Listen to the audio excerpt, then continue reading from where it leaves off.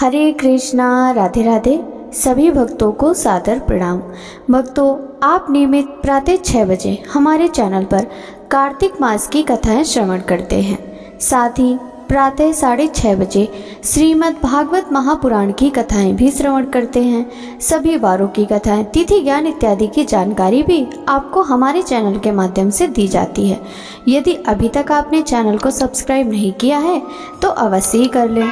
साथ ही bell icon भी press कर लें, जिससे आने वाले हर नए वीडियो का नोटिफिकेशन आपको समय पर मिल सके। श्रीमद् भागवत महापुराण के कल के अध्याय में भवाटवी का वर्णन और रहुगढ़ का संशय नाश तथा भवाटवी का स्पष्टीकरण की कथा का रसपान किया था।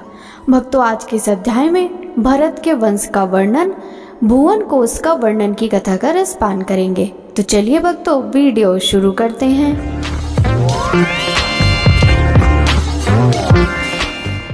श्री सुखदेव जी कहते हैं, राजन, भरत जी का पुत्र सुमति था। यह पहले कहा जा चुका है।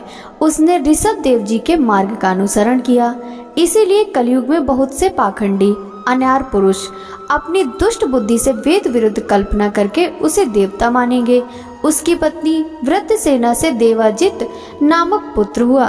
देवताजित के असुरी के गर्भ से देवघुम्न के धेनुमति से परमेष्टि और उसके सुवर्चला के गर्भ से प्रति नाम का पुत्र हुआ। इसने अन्य पुरुषों को आत्मविद्या का उपदेश देकर स्वयं शुद्ध चित्त होकर परम पुरुष श्री नारायण का साक्षात अनुभव किया था। प्रति की भार्या सुवर्चला के गर्भ से प्रतिहर्ता, प्रस्तोता और उद्गाता नाम के 3 पुत्र हुए थे। ये यज्ञादि कर्मों में बहुत निपुण थे। इनमें प्रतिहर्ता की भार्या स्तुति थी। उसके गर्भ से अज और भूमा नाम के 2 पुत्र हुए। भूमा के ऋषि कुल्या से उद्गीत, उसके देव कुल्या से प्रस्ताव और प्रस्ताव के नियुत्सा के गर्भ से विभु नाम का पुत्र हुआ। विभु के रति के उदर से प्रथुषेण के आकुति से नक्त और नक्त के ध्रुति के गर्भ से उदार कीर्ति राजर्षि प्रवर गय का जन्म हुआ। ये जगत की रक्षा के लिए सत्व गुण को स्वीकार करने वाले साक्षात भगवान विष्णु के अंश माने जाते थे। संयम आदि अनेकों गुणों के कारण इनकी महापुरुषों में गणना की जाती है। महाराज गय ने प्रजा के पालन पोषण, रंजन, लाड़, चाव और शासन आदि करके तरह तरह के यज्ञों का अनुष्ठान करके निष्काम भाव से केवल भगवत प्रीति के लिए अपने धर्मों का आचरण किया। इससे उनके सभी कर्म सर्वश्रेष्ठ परम पुरुष परमात्मा श्री हरि के अर्पित होकर परमार्थ रूप बन गए थे। इससे तथा ब्रह्मवेत्ता महापुरुषों के चरणों की सेवा से उन्हें भक्ति योग की प्राप्ति हुई। तब निरंतर भगवत चिंतन करके उन्होंने अपना चित्त शुद्ध किया और देहादि अनात्म वस्तुओं से अहम भाव हटाकर वे अपने आत्मा को ब्रह्म रूप अनुभव करने लगे।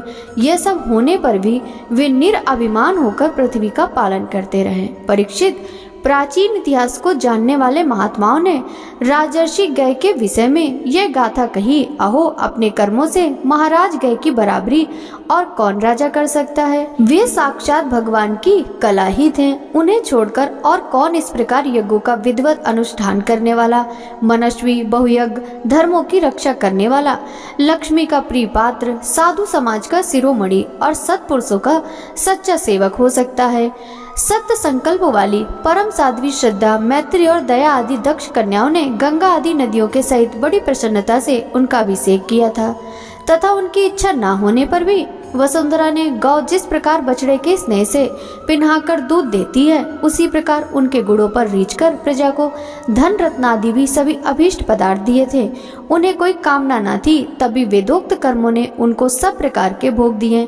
राजाओं ने युद्ध स्थल में उनके बाड़ों से सत्कृत होकर नाना प्रकार की भेंटें दी तथा ब्राह्मणों ने दक्षिण आदि धर्म से संतुष्ट होकर उन्हें परलोक में मिलने वाले अपने धर्म फल का 6ठा अंश दिया। उनके यज्ञ में बहुत अधिक सोमपान करने से इंद्र उन्मत्त हो गए थे तथा उनके अत्यंत श्रद्धा तथा विशुद्ध और निश्चल भक्ति भाव से समर्पित किए हुए यज्ञ फल को भगवान यज्ञ पुरुष ने साक्षात प्रकट होकर ग्रहण किया था, जिनके तृप्त होने से ब्रह्मा जी से लेकर देवता, मनुष्य, पशु, पक्षी, वृक्ष एवं तृण पर्यंत सभी जीव तत्काल तृप्त हो जाते हैं। वे विश्वात्मा श्री हरि नित्य तृप्त होकर भी राजर्षि गय के यज्ञ में तृप्त हो गए थे, इसलिए उनकी बराबरी कोई दूसरा व्यक्ति कैसे कर सकता है। महाराज गय के गयंती के गर्भ से चित्ररथ, सुगति और अवरोधन नामक 3 पुत्र हुए। उनमें चित्ररथ की पत्नी ऊर्णा से सम्राट का जन्म हुआ। सम्राट के उत्कला से मरीचि और मरीचि के बिंदुमती से बिंदुमान नामक पुत्र हुआ। उसके सर्गा से मधु, मधु से सुमना से वीरव्रत और वीरव्रत के भोजा से मंथु और प्रमंथु नाम के 2 पुत्र हुए। उनमें से मंथु के सत्या के गर्भ से भवन, भवन के दूषणा के उदर से त्वष्टा, त्वष्टा के विरोचना से विरज और विरज के विसूची नाम की भार्य से सतजित आदि 100 पुत्र और एक कन्या का जन्म हुआ। विरज के विषय में यह श्लोक प्रसिद्ध है। जिस प्रकार भगवान विष्णु देवताओं की शोभा बढ़ाते हैं, उसी प्रकार इस प्रिव्रत वंश को इसमें सबसे पीछे उत्पन्न हुआ राजा विरज ने अपने सुयश से विभूषित किया था। राजा परीक्षित ने कहा, मुनिवर, जहाँ तक सूर्य का प्रकाश है और जहाँ तक तारागढ़ के सहित चंद्रदेव दिखाई पड़ते हैं, वहाँ तक अपने भूमंडल का विस्तार बताया है। उसमें भी आपने बतलाया कि महाराज प्रिव्रत के रथ के पहियों की 7 लोकों से 7 समुद्र बन गए थे, जिनके कारण इस भूमंडल में 7 द्वीपों का विभाग हुआ। अतः भगवान, अब मैं इन सब का परिमाण और लक्षणों के सहित पूरा विवरण जानना चाहता हूँ, क्योंकि जो मन भगवान के इस गुणमय स्थूल विग्रह में लग सकता है, उसी का उनके वासुदेव संज्ञक स्वयं प्रकाश निर्गुण ब्रह्मरूप सूक्ष्म स्वरूप में भी लगना संभव है। अतः गुरुवर, इस विषय का विशद रूप से वर्णन करने की कृपा कीजिए। श्री सुखदेव जी बोले, महाराज, भगवान की माया के गुणों का इतना विस्तार है कि यदि कोई पुरुष देवताओं के समान आयु पाले तो भी मन या वाणी से इसका अंत नहीं पा सकता। इसीलिए हम नाम, रूप, परिमाण और लक्षणों के द्वारा मुख्य बातों को लेकर ही इस भूमंडल की विशेषताओं का वर्णन करेंगे। यह जम्बूद्वीप, इसमें हम रहते हैं। भूमंडल रूप कमल के कोश स्थानीय जो 7 द्वीप हैं, उनमें सबसे भीतर का कोश है। इसका विस्तार 1 लाख योजन है और यह कमल पात्र के समान गोलाकार है। इसमें 9-9 हजार योजन वाले विस्तार 9 वर्ष हैं। इनकी सीमाओं का विभाग करने वाले 8 पर्वतों से बटे हुए हैं। इनके बीचों बीच ईलावर्त नाम का 10वां वर्ष है, जिसके मध्य में कुल पर्वतों का राजा मेरु पर्वत है। वह मानो भूमंडल रूप की कमल की कर्णिका ही है। वह ऊपर से नीचे तक सारा का सारा सुवर्णमय है और 1 लाख योजन ऊंचा है।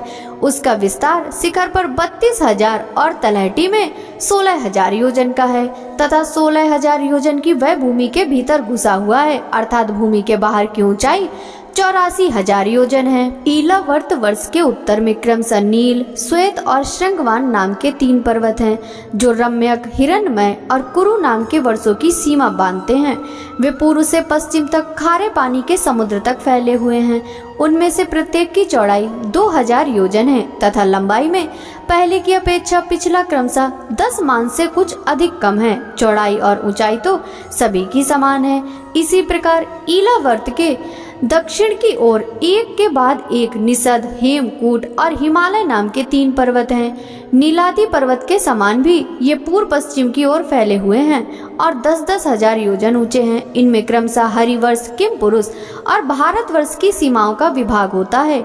ईलावर्त के पूर्व और पश्चिम की ओर उत्तर में नील पर्वत और दक्षिण में निषद पर्वत तक फैले हुए गंधमादन और माल्यवान नाम के 2 पर्वत हैं। इनकी चौड़ाई 2-2 हजार योजन है।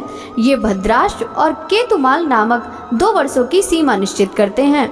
इनके सिवा मंदर, मेरु मंदर, शुभपार्श्व और कुमुद, ये 4 10-10 हजार योजन ऊंचे और उतने ही चौड़े पर्वत मेरु पर्वत की आधारभूता धुनियों के समान बने हुए हैं।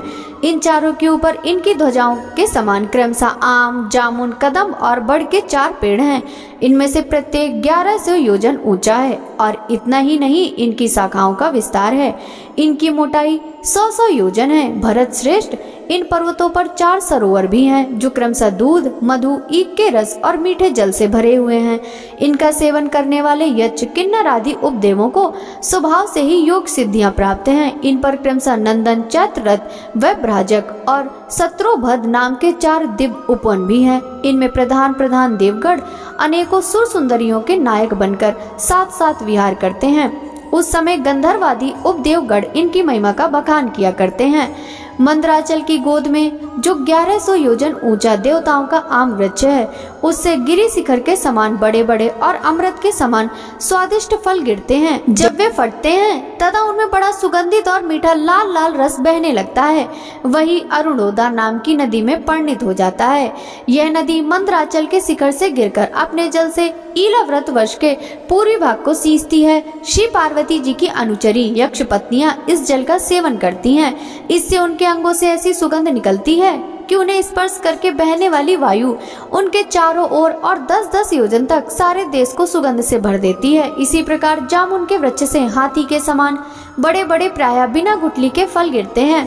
बहुत ऊंचे से गिरने के कारण वे फट जाते हैं। उनके रस से जम्बू नाम की नदी प्रकट होती है, जो मेरु मंदर पर्वत के 10,000 योजन ऊंचे शिखर से गिरकर ईलाव्रत के दक्षिण भूभाग को सींचती है। उसी नदी के दोनों किनारों की मिट्टी उस रस से भीगकर जब वायु और सूर्य के संयोग से सूखती है, तब वही देवलोक को विभूषित करने वाला जाम्बुनद नाम का सोना बन जाती है। इसे देवता और गंधर्वादी अपनी तरुणी स्त्रियों के सहित मुकुट, कंगन और करधनी आदि आभूषणों के रूप में धारण करते हैं।